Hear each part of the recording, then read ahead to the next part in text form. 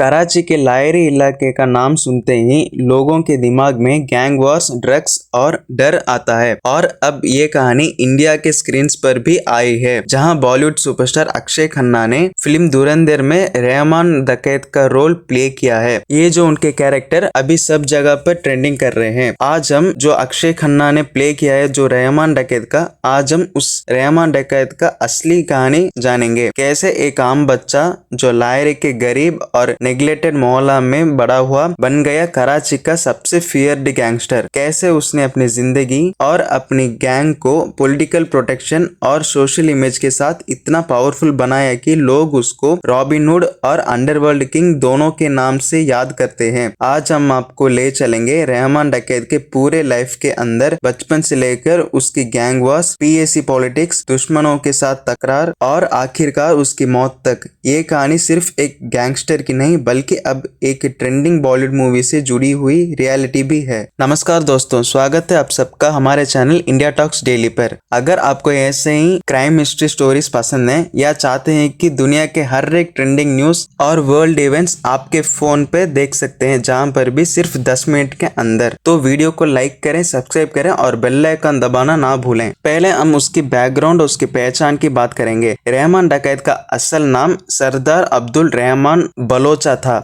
वो 1975 में लायरी कराची पाकिस्तान के एक संकट पिछाड़े इलाके से था। उसके पिता डैड मोहम्मद अलीस दलाल और अंकल शेरू दोनों पहले से ड्रग स्मगलिंग से जुड़े हुए थे 1960 से। मतलब रहमान को बचपन से ही इलीगल ट्रेड और अंडरवर्ल्ड कल्चर का एक्सप्लोर मिला। बचपन की नजर में ही रिपोर्टर्स के मुताबिक 13 साल की उम्र में उसने पहला वायलेंट एक्ट किया। एक आदमी को हथियार से चोट पहुंचाई थी। कुछ रिपोर्ट्स कहते हैं कि 1990s में उसने ड्रग्स पेडलिंग शुरू किया और धीरे धीरे लायरी के स्ट्रीट्स में अपना नेटवर्क बनाया। ये था उसका early life. Poverty, crime infested family background और सोशल नेग्लेक्टेड ने उस पाथ को शुरू किया जिसने उसको गैंगस्टर बनाया। 1990s और 20s के दौरान रहमान ने बहुत ही अस्थिर लेकिन तेज अंडरवर्ल्ड नेटवर्क बिल्ड किया। ड्रग्स स्मगलिंग, एक्सटॉर्शन और लैंड टेरिटोरियल कंट्रोल। 2008 में उसने अपनी गैंग को एक नया नाम दिया, पीपल अमन्स कमिटी। ऑफिशियली पीएसी दिखते थे, एक कम्युनिटी वेलफेयर प्रोटेक्शन कम्युनिटी की तरह, लेकिन असल में वो अंडरग्राउंड ऑपरेशन चलाता था। पीएसी ने लायरी और आसपास के इलाकों में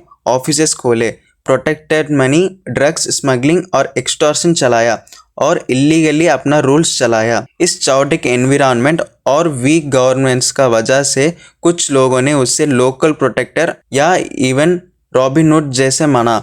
उसने कुछ वेलफेयर एक्टिविटीज की थी, स्कूल्स, हॉस्पिटल्स या एड के एक्सीडेंट्स, लेकिन ये डुअल आइडेंटिटी उसके लिए पॉलिटिकल और क्रिमिनल दोनों तरह से फायदेमंद थी। उसके पॉलिटिकल लिंक्स, स्पेशली उस रीजन में रूलिंग पार्टी सपोर्ट, ने उसको अक्सर कानून से बचाया। इस तरह रहमान ने क्राइम, पॉलिटिक्स और सोशल नेग्लेक्ट को मिलकर एक ऐसा इकोसिस्टम बना लिया जहां उनका डकैती नेटवर्क प्रैक्टिकली अंडरवर्ल्ड रूल जैसा था। रहमान का सबसे बड़ा राइवल था अरशद पप्पू और उसके सपोर्टर्स। पुराने जमाने से ड्रग स्मगलिंग और रैकेट्स में दोनों गैंग्स इन्वॉल्व थे, लेकिन जब पैसा, टेरिटरी और पावर तंग हुआ, रिवाइलरी खूनी जंग में बदल गई। रिपोर्टर्स के मुताबिक पप्पू गैंग ने खिलाफ रहमान ने मल्टीपल किलिंग्स, किडनैपिंग्स और मर्डर्स किए। उन्होंने ड्रग पेडलिंग, आर्म स्मगलिंग के साथ साथ कॉन्ट्रैक्ट किल्स और एक्सटॉर्शन भी चलाया। लायरी का एनवायरनमेंट इतना डेंजरस हो गया कि 2000s के बीच में डेली क्राइम, शूटिंग्स, तंगवास, फियर और लॉलेसनेस आम हो गया। कई इनोसेंट लोग भी फंसा हुआ और जखीर हुए। इस वायलेंस और टेरिटरी की वजह से लायरी एक नो गो जोन बन चुका था। ना पुलिस आसानी से जा सकती थी, ना कोई सिस्टमेटिक ऑर्डर बच गया था। अंडरवर्ल्ड का राज चला करता था। ये था उनका ट्रूली डार्क साइड, जिसमें इनोसेंस खत्म हो जाती थी और गैंगस्टर वॉर्स ने पूरे मोहल्ले को हिला दिया। पीएसी ऑफिशियली एक कम्युनिटी पीस कम्युनिटी बनाया गया था, बट ग्राउंड रियलिटी थी drugs trafficking, extortion, smuggling, illegal rackets. इस डुअल नेचर ने लोगों को कंफ्यूज कर दिया। कुछ लोग जो सरकार या सिस्टम के बारे में निशार थे, उनके लिए पीएसी और रहमान एक अल्टरनेटिव पावर लगते थे। प्रोटेक्शन, वेलफेयर और आइडेंटिटी। पर जब जमान बदला, पॉलिटिक्स और पब्लिक प्रेशर बढ़ा, स्टेट ने डिसाइड किया कि ऐसे माफियाज को अलो नहीं किया जा सकता। पीएसी को टारगेट किया गया। इस तरह पीएसी, जो शायद कभी सोशल प्रोटेक्शन दिखाया देता था, असलियत में क्राइम एम्पायर था। 9 अगस्त 2009 को एक पुलिस ऑपरेशन के दौरान रहमान डकैत और उसके 3 साथियों को पुलिस ने मौत का घाट उतार दिया। पुलिस के मुताबिक उन्होंने ओवर 80 से 100 क्रिमिनल्स केसेस में वांटेड था। किडनैपिंग, मर्डर, एक्सटॉर्शन और गैंग वार शामिल। बस एक रात में वो मोस्ट वांटेड गैंगस्टर से डेड गैंगस्टर बन गया। लेकिन उनका डकैती एम्पायर खत्म नहीं हुआ। उसकी डेथ के बाद भी अंडरवर्ल्ड और गैंगस्टरिज्म का गलेरा दूसरों ने संभाला। फर्नल के टाइम लायरी के बहुत लोग सपोर्टर्स, लोकल रेजिडेंट्स उनके मौनस थे। कुछ उन्हें एक प्रोटेक्टर और हेल्पर मानते थे। एक डार्क आयरनी थी, क्रिमिनल भी हीरो भी एक साथ। उनकी मौत शायद एक मॉल थोड़ी हरी, लेकिन बहुत ही damages, fear, trauma, social breakdown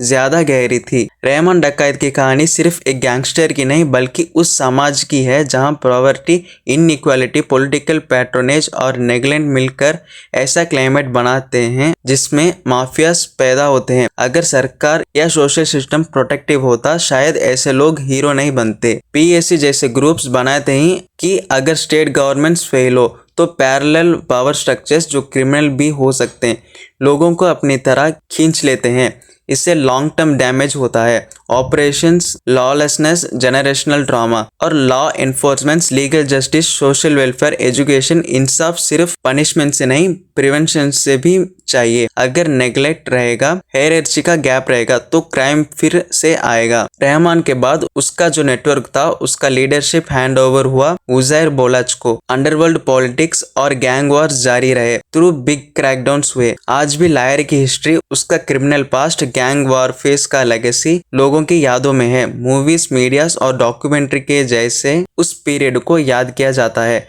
लेकिन एक चीज क्लियर है, रहमान डकैत जैसा गैंगस्टर या उसका एम्पायर एक वार्निंग है।